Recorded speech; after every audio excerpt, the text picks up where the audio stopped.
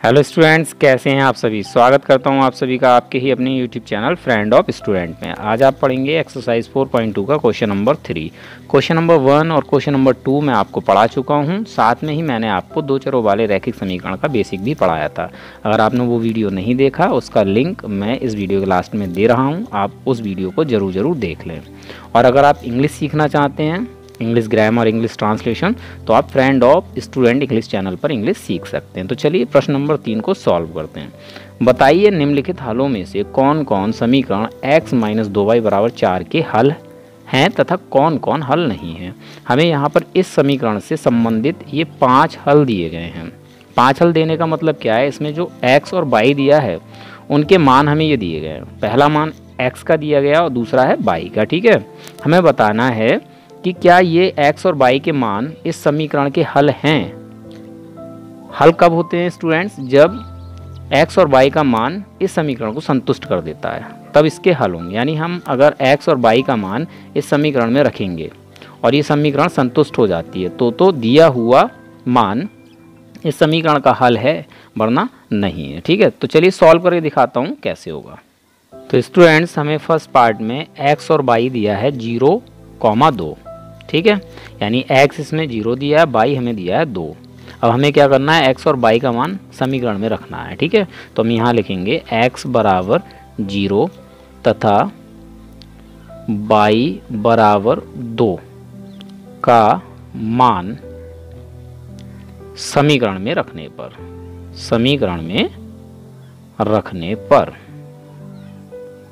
ठीक है, समीकरण हमारी क्या है, x - 2y = 4।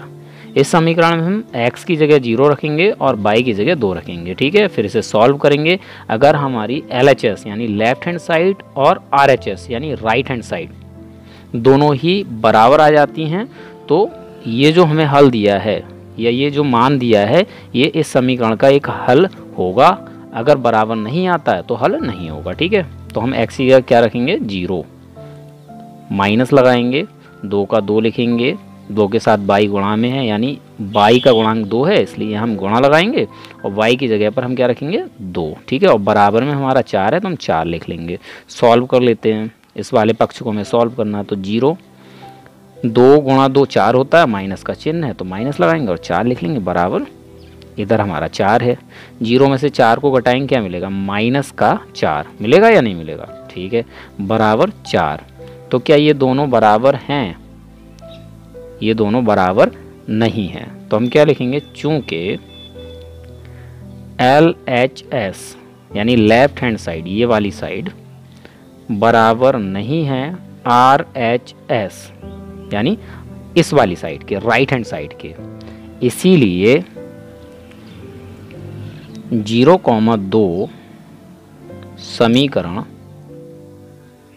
का हल नहीं है। ठीक है, यही आपका आंसर हो जाएगा। LHS को हिंदी में कहते हैं बायां पक्ष और RHS को हिंदी में कहते हैं दायां पक्ष। ठीक है, सेकंड पार्ट करते हैं। सेकंड पार्ट में स्टूडेंट हमें दिया है x, y = 2,0। x हमारा इसमें 2 है और y हमारा 0 है। x और y का मान हम समीकरण में रखते हैं। ठीक है, तो अब आप क्या लिखेंगे, x = 2 तथा y = 0 का मान समीकरण में रखने पर। ठीक है, आप लिख लेना। अब हम मान रख लेते हैं। समीकरण हमारी है x - 2y और बराबर 4। x की जगह 2 रखना है, 2 रख लेते हैं, माइनस लगाएंगे, 2 का 2 लिखेंगे, गुणा लगाएंगे, y की जगह 0 रखना है तो 0 रख लिया और बराबर में 4 है तो बराबर 4। ठीक है, इसको सॉल्व करो तो 2। ठीक है, 2 × 0 क्या होता है, 0 होता है, यहाँ माइनस है तो माइनस। किसी भी संख्या की 0 से गुणा करो या 0 किसी भी संख्या से गुणा करो तो क्या मिलता है, हमें 0 मिलता है। ठीक है, इधर हमारा बराबर में 4 है, 4 लिख लिया। 2 में से 0 घटाएंगे, क्या मिलेगा, 2 मिलेगा और बराबर में हमारा है 4। क्या ये दोनों बराबर हुए? नहीं हुए।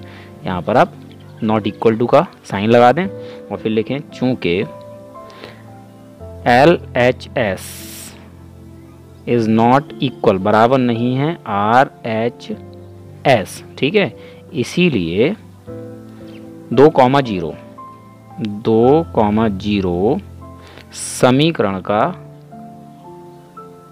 का हल नहीं है।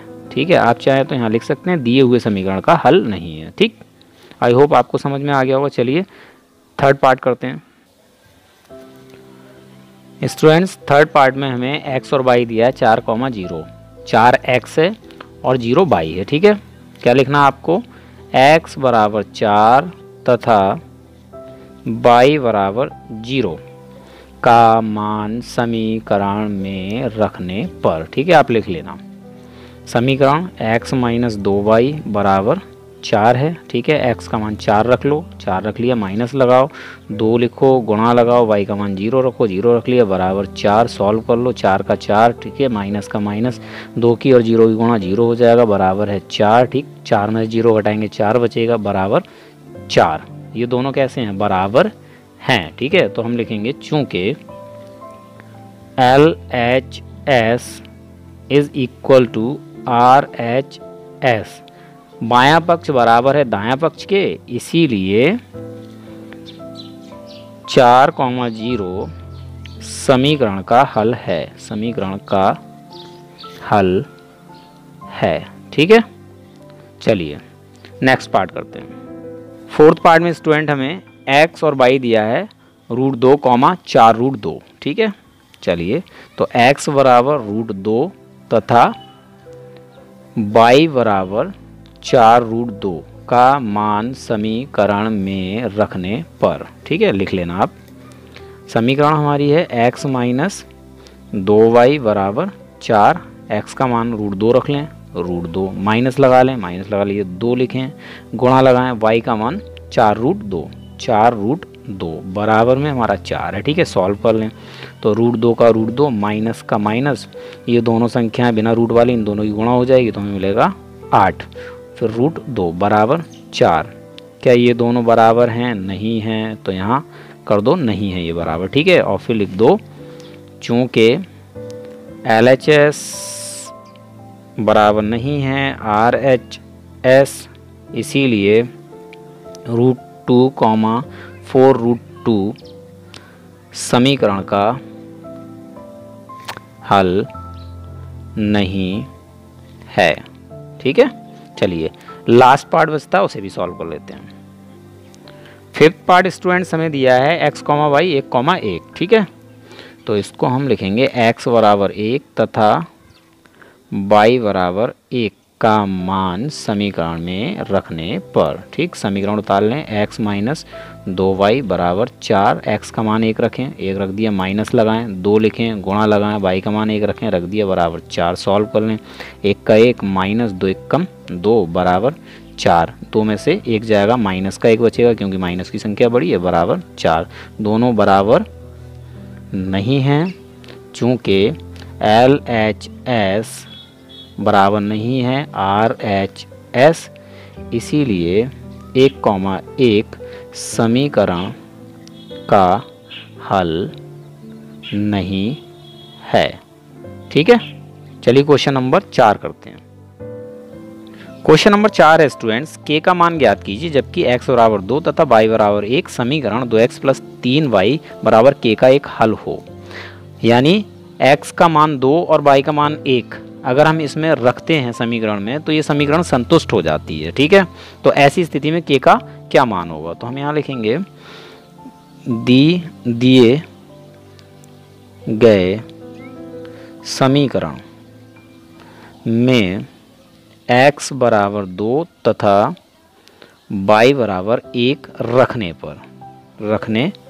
पर। ठीक है, जैसे हम इसमें x और y का मान समीकरण में रखेंगे वैसे हमें k का हल मिल जाएगा। देखिए 2x + 3y = k। ठीक है, तो 2 का 2 लिखें, गुणा लगाएं, x की वैल्यू क्या रखनी है, 2 रखनी है, 2 रख दिया, प्लस लगाएं, लगा दिया 3, फिर गुणा लगाएं, y की वैल्यू 1 रखें, 1 रख दिया, बराबर k। ठीक है, इसको सॉल्व कर लें, पहले गुणा करते हैं उसके बाद हम प्लस करते हैं, 2 दूनी 4 प्लस 3 1 कम 3 बराबर k, 4 और 3 7 बराबर k। तो हमें क्या k का मान क्या मिल गया, 7। यही हो गया हमारा आंसर। आप चाहें तो इसे ऐसे लिख सकते हैं k बराबर 7। ठीक है, अगर आपको ये वीडियो समझ में आया हो तो प्लीज़ इस वीडियो को लाइक करके और इस चैनल को सब्सक्राइब करके आप मुझे अपना भरपूर वाला प्यार और सपोर्ट ज़रूर दें।